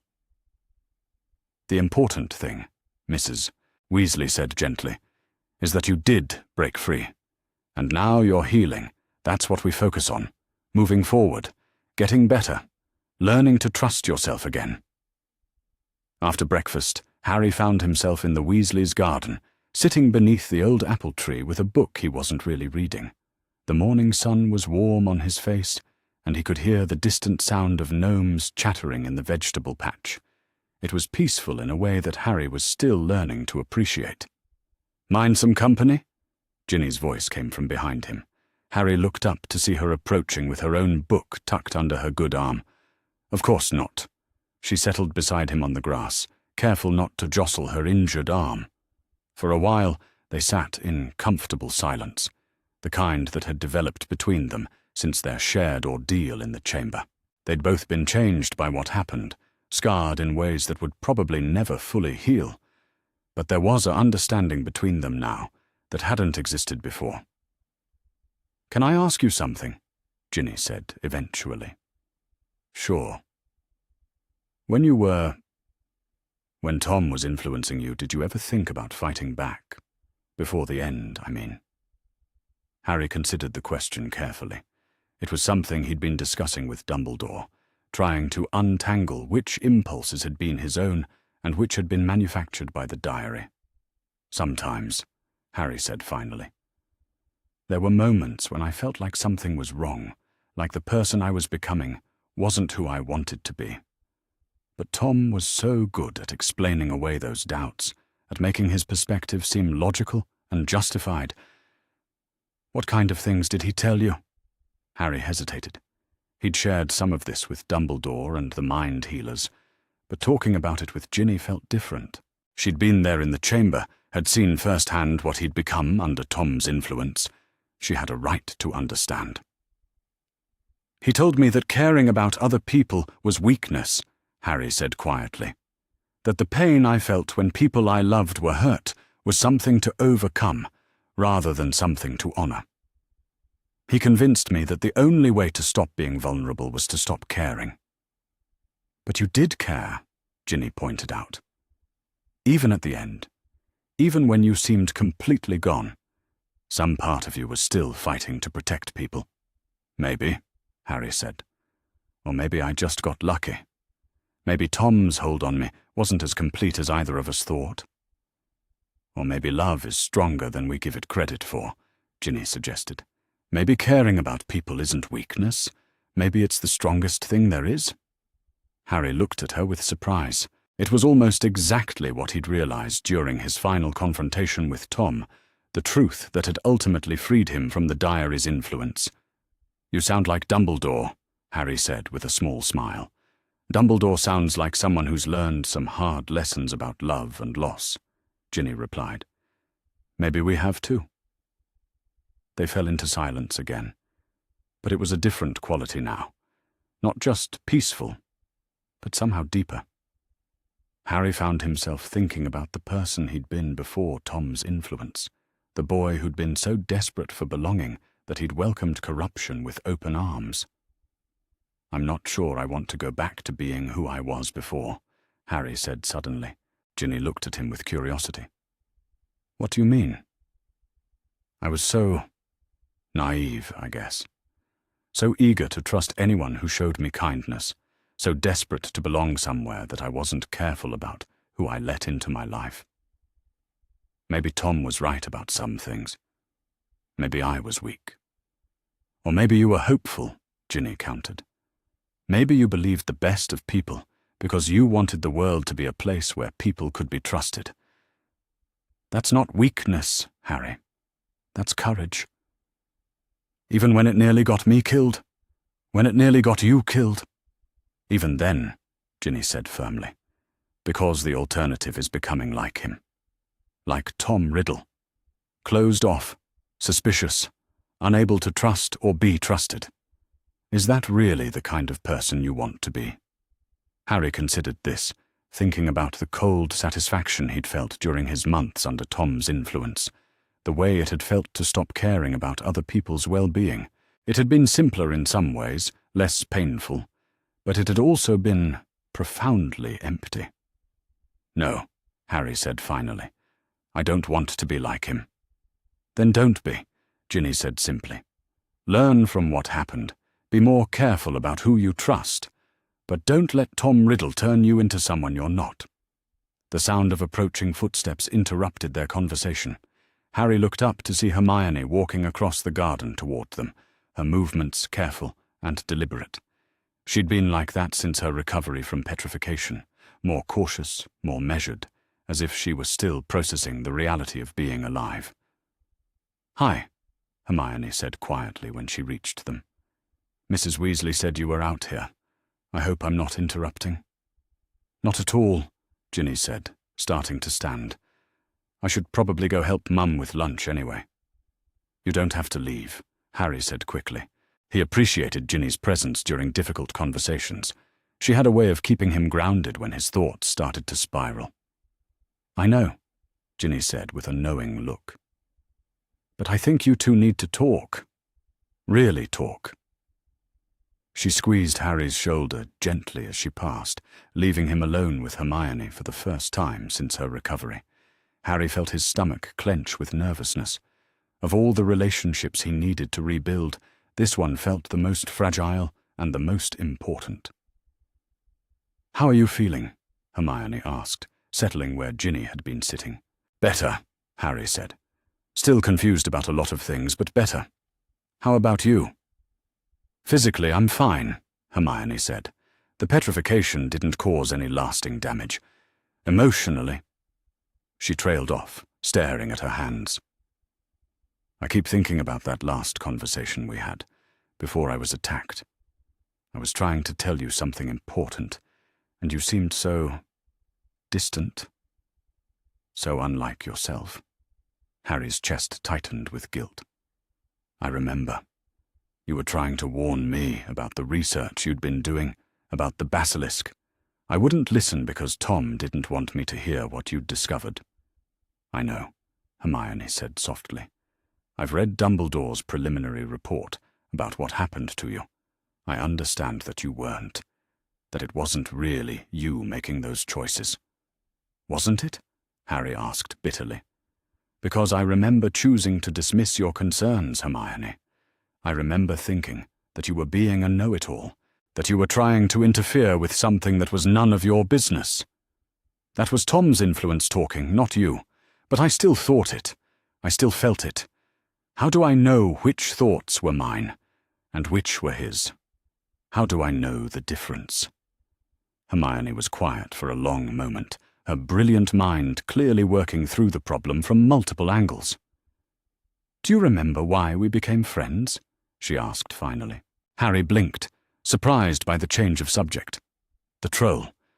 First year. You helped us, and we helped you." "That's when we started being friends," Hermione corrected. "But do you remember why we stayed friends?" Harry thought about it, casting his mind back to those early days at Hogwarts, when everything had been new and uncertain. Because we cared about each other. Because we made each other better. Because you saw me as more than just my intelligence, Hermione said. Because when other people saw a know-it-all who was too eager to prove herself, you saw someone who was scared and lonely and trying too hard to belong. You were kind to me, even when I was being difficult. I don't understand what you're getting at. The Harry Potter who was kind to a lonely 11-year-old girl, who risked his life to save someone he barely knew, who spent 2 years being patient with my need to prove myself. That person doesn't disappear because someone else's voice gets into his head, Hermione said firmly. That kindness, that instinct to protect people, that's who you really are. But I attacked you, Harry said desperately. I commanded a basilisk to petrify you. If that's not who I really am, then who is that person? That's someone who was hurt and manipulated until he couldn't tell the difference between his own voice and his abuser's, Hermione said, with clinical precision. Harry, I've been reading everything I can find about magical possession and mind manipulation. What happened to you? It's not unprecedented, and it's not your fault. Everyone keeps saying that. Because it's true, Hermione said, with some of her old impatience. Harry, I spent weeks researching the Chamber of Secrets. I knew there was something wrong, knew that the attacks weren't random. But I never suspected you because the idea was absurd. You're literally incapable of the kind of casual cruelty those attacks represented. Tom made me capable of it. Tom made you believe you were capable of it, Hermione corrected. But even under his influence, even when you thought you'd embraced his philosophy completely, you never actually killed anyone. The basilisk could have killed with its gaze, but every attack resulted in petrification instead. Some part of you was still fighting, still protecting people even when you thought you'd stopped caring about them. Harry felt something tight in his chest begin to loosen slightly. It was a perspective he hadn't considered, that even his corrupted actions had been influenced by his fundamental nature. "I missed you," Harry said quietly. "While you were petrified. I tried to convince myself that I didn't care, but I missed talking to you. I missed having someone who could challenge my ideas and make me think." "I missed you too," Hermione said. "And I'm here now. We both are. That's what matters." They sat in comfortable silence for a while, watching gnomes dart between the vegetable plants. Harry felt a sense of peace settling over him that he hadn't experienced since before Tom's influence began. Not the absence of problems, those would take much longer to resolve, but the simple comfort of being understood by someone who mattered to him. "Hermione," Harry said eventually, "what you said about the real me still fighting, even when I thought I'd given up, do you really believe that?" "I don't just believe it," Hermione said with conviction. "I have evidence, the research I was doing before." "My attack. I was comparing the current attacks to the ones from 50 years ago. The historical records show that Tom Riddle's original opening of the chamber resulted in an actual death. This time, despite months of attacks, everyone survived. That's not coincidence, Harry. That's you, fighting from the inside, even when you didn't know you were doing it." Harry felt tears begin to gather in his eyes. After weeks of guilt and self-recrimination, Hermione's logical analysis of his actions offered a perspective he hadn't dared hope for. "Thank you," he whispered. "For what?" "For not giving up on me. For seeing something worth saving, even when I couldn't see it myself." "That's what friends do," Hermione said simply. "We see each other clearly, especially when we can't see ourselves." The rest of the morning passed peacefully, with Harry feeling more like himself than he had in weeks. He was still fragile, still healing, but the conversation with Hermione had restored something important, the belief that he was fundamentally good, that Tom's corruption hadn't destroyed the core of who he was. After lunch, Dumbledore arrived for their scheduled session. The headmaster looked older than Harry remembered, his usually bright eyes carrying shadows of exhaustion. The events at Hogwarts had taken a toll on everyone, but Dumbledore had borne the additional burden of dealing with the political fallout and the investigations that had followed. "How are you feeling today, Harry?" Dumbledore asked as they settled in Mr. Weasley's study. "Better," Harry said, and for the first time in weeks, he meant it completely. "I talked to Hermione this morning. She helped me understand some things about what happened. Miss Granger has a remarkable ability to see through to the heart of complex problems," Dumbledore agreed. "What did she help you understand?" Harry recounted their conversation, the way Hermione had analyzed his actions for evidence of his continued resistance to Tom's influence. Dumbledore listened with the intense attention he brought to all their sessions, occasionally asking clarifying questions, but mostly letting Harry speak. "Miss Granger is quite correct," Dumbledore said when Harry finished. "Your fundamental nature asserted itself even under the most extreme circumstances. That speaks to a strength of character that Tom Riddle never possessed, and therefore could never fully understand or overcome." "But I still made choices that hurt people," Harry insisted. "I still chose to trust Tom, chose to push away my friends, chose to embrace his philosophy. How do I live with that?" "The same way anyone lives with mistakes, Harry," Dumbledore said gently. "By learning from them, by making amends where possible, and by choosing to be better in the future. What if I can't be better? What if Tom's influence changed something fundamental about me?" Dumbledore was quiet for a long moment, his fingers steepled as he considered his response. "Harry," he said finally, "do you remember what you felt in those final moments in the chamber, when you chose to fight Tom's control rather than let him complete his resurrection?" "Love," Harry said without hesitation. "I felt love for the people who had come to save me, and I realized that love was stronger than anything Tom could offer. And how did that feel? That moment of choosing love over power? Harry thought back to that instant of clarity, the way his consciousness had blazed with protective magic, powered by his connections to others. It felt like coming home, Harry said quietly. It felt like remembering who I really was. Then that, Dumbledore said with a small smile, is your answer. Tom's influence may have confused you, may have made you doubt your own nature, but it could not change the fundamental truth of who you are. You are someone who chooses love, Harry, even when it's difficult, even when it costs you. But how do I trust myself to make good choices in the future? How do I know I won't be fooled again? You learn to recognize the signs of manipulation, Dumbledore said practically. You build relationships with people who can provide perspective when your judgment is clouded. And you remember that trusting too easily is a far better failing than trusting too little. They spent the rest of the session working through specific memories, helping Harry distinguish between his authentic thoughts and feelings and those that had been artificially implanted by the diary. It was exhausting work, but necessary. Each session brought him closer to a complete understanding of what had happened to him and why. I want to ask you something, Harry said, as their session was winding down. Of course. The scar, Harry said, touching his forehead reflexively. The piece of Voldemort's soul that's been there since I was a baby. Is it still there? Can it still influence me? Dumbledore's expression grew serious. It is still there, yes. But I believe your experience with Tom's diary has actually strengthened your resistance to its influence.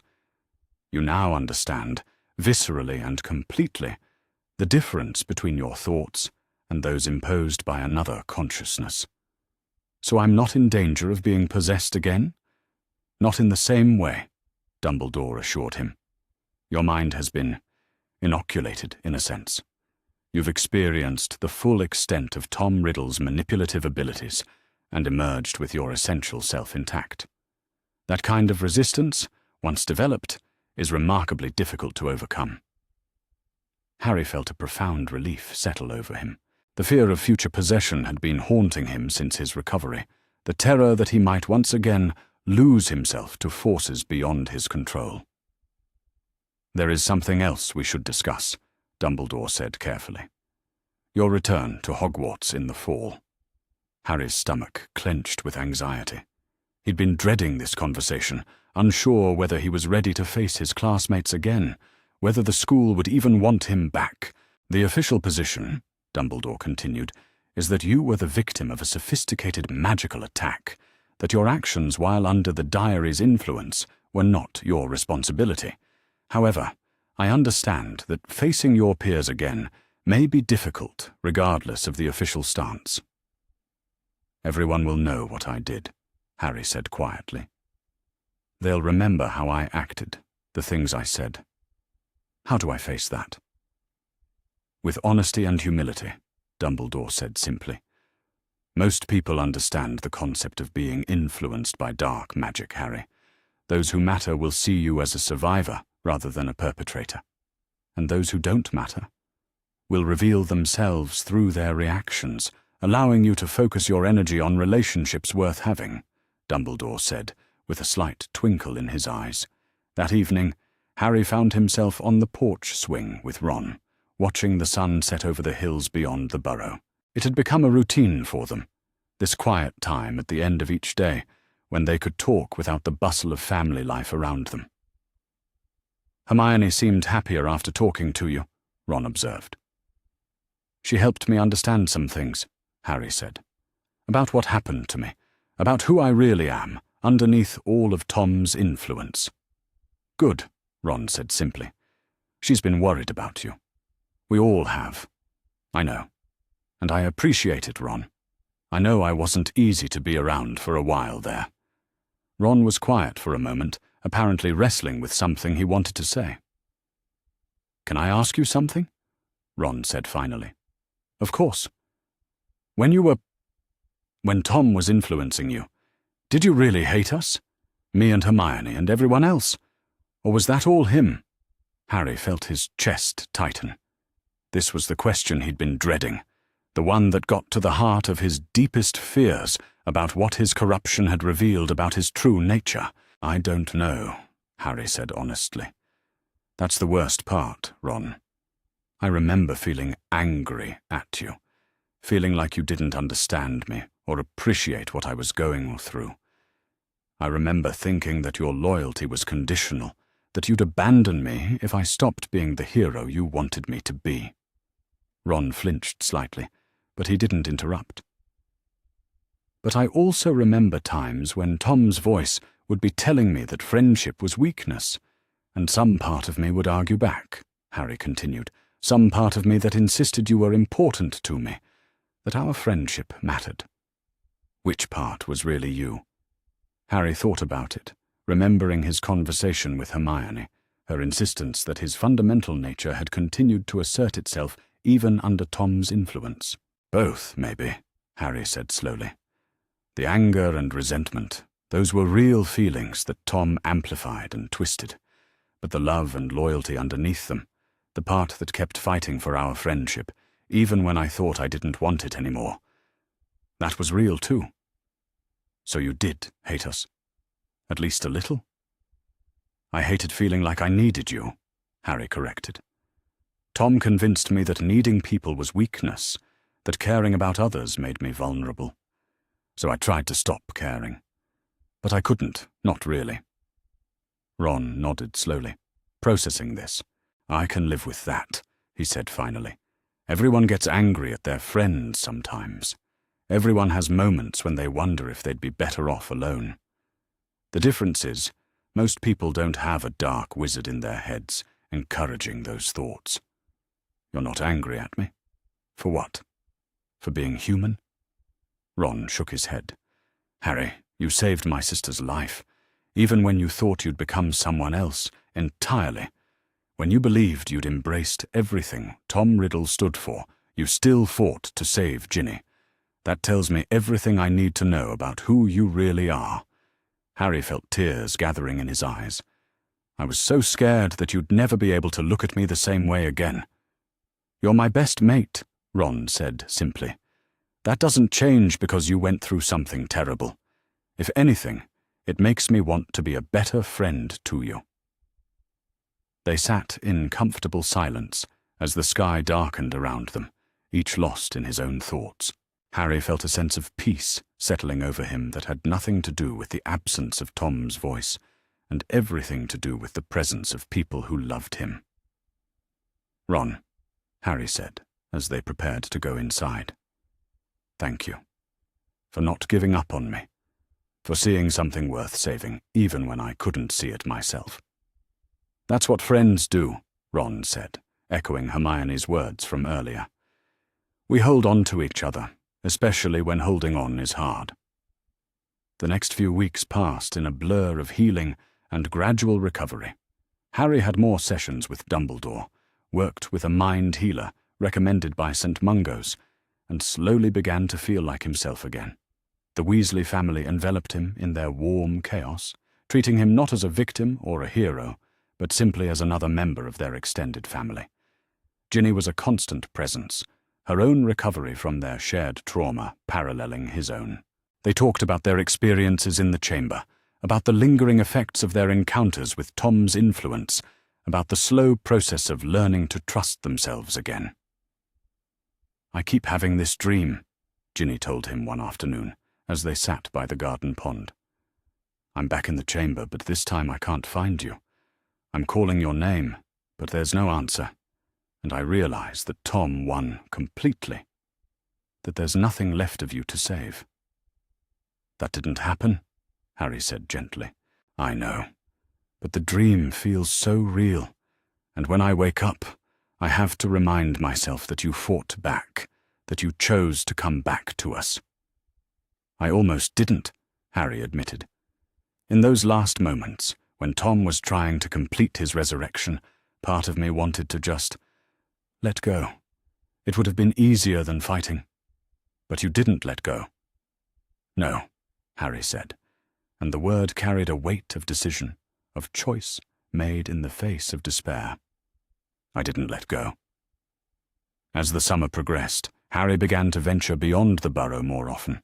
He visited Hermione's family, spending an awkward but ultimately healing afternoon explaining to her parents what had happened and why their daughter had been petrified. He wrote careful letters to the families of other victims, accepting responsibility for his actions while explaining the circumstances that had led to them. Most importantly, he began to envision a future for himself that extended beyond merely surviving his trauma. "I want to become an Auror," Harry told Dumbledore during one of their sessions. "I want to help other people who've been victimized by dark wizards." "A noble aspiration," Dumbledore said approvingly, "and one for which you are uniquely qualified, having experienced both the seductive nature of dark influence and the strength required to resist it. Do you think they'll accept me, given what happened?" "I think," Dumbledore said with a twinkle in his eyes, "that your experience will make you a far better Auror than someone who has never faced the temptation of darkness and chosen to reject it." The night before Harry was due to return to Hogwarts, the Weasley family gathered in their kitchen for what had become a tradition, a farewell feast that was equal parts celebration and send-off. Harry looked around the table at the faces that had become so dear to him over the summer, feeling a gratitude so profound it brought tears to his eyes. "Speech!" Fred called out, raising his butterbeer. "Harry should make a speech." "I'm not much good at speeches," Harry protested, but he stood anyway as the family waited expectantly. "I just wanted to say," Harry began, his voice thick with emotion, "that this summer you all saved my life. Not just in the chamber, but here, in this house, by showing me what it means to be part of a family. You could have treated me like a victim, or a hero, or a problem to be solved. Instead, you treated me like I belonged here." "You do belong here," Mrs. Weasley said firmly. "You'll always belong here, Harry." "I know that now," Harry said, "and that's the most precious gift anyone has ever given me."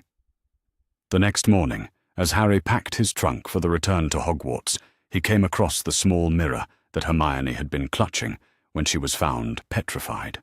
It had been among his possessions when he'd been brought to the burrow, apparently retrieved from the hospital wing by some well-meaning adult. Harry held the mirror up, studying his reflection. He looked different than he had at the beginning of the summer. Older, perhaps, but also more solid somehow. The haunted look that had shadowed his eyes for weeks after his recovery was gone, replaced by something that might have been wisdom. "Ready to go back?" Ron asked from the doorway. Harry considered the question seriously. Was he ready to face his classmates again? To deal with their questions and stares and the lingering suspicion that he might still be dangerous? To sit in classes and walk through corridors where everyone would know what he'd done? "Yeah," Harry said, surprised by how much he meant it. "I think I am." "Good," Ron said with a grin. "Because Hermione's already made study schedules for all of us. Apparently we've got a lot of catching up to do." As they made their way downstairs to the kitchen where Mrs. Weasley was packing enough food to feed a small army, Harry reflected on the journey he'd taken over the past few months. He'd been broken, corrupted, nearly destroyed by forces beyond his understanding. But he'd also been saved, not by magic or destiny or any grand, heroic gesture, but by the simple, stubborn love of people who refused to give up on him. The scar on his forehead, which had burned with pain throughout his possession by Tom's diary, was quiet now. Not gone. Dumbledore had been clear that the piece of Voldemort's soul remained, but contained, manageable, no longer able to influence his thoughts or emotions. Harry Potter was still the boy who lived, still carried burdens and expectations that no child should have to bear. But he was also, perhaps for the first time in his life, simply Harry. Loved for who he was, rather than what he represented. Supported by relationships built on genuine affection, rather than fame or obligation. It wasn't a fairy tale ending. There would be challenges ahead, moments of doubt and setbacks in his healing journey. Some of his classmates would never fully trust him again. The wizarding world would continue to see him as a symbol rather than a person. But Harry had learned something invaluable during his months of corruption and recovery. Love was not weakness, but the greatest strength of all. The connections he'd forged with Ron and Hermione and the Weasley family were not vulnerabilities to be protected, but sources of power to be celebrated. As the burrow faded behind them through the rear window of Mr. Weasley's enchanted car, Harry felt a sense of anticipation rather than dread about the future. He'd been tested in the most fundamental way possible and had emerged not unscathed. He would carry the scars of his experience for the rest of his life, but whole. Tom Riddle had tried to teach him that strength came from isolation, that power required the abandonment of love and trust and vulnerability. In the end, Harry had learned exactly the opposite, that true strength came from connection, that real power lay in the courage to be vulnerable, to trust, to love even when love made you weak. It was a lesson he would carry with him for the rest of his life, a shield against any future darkness that might try to claim him. Harry Potter, survivor of possession, victim of manipulation, beloved son and loyal friend, was going home to Hogwarts.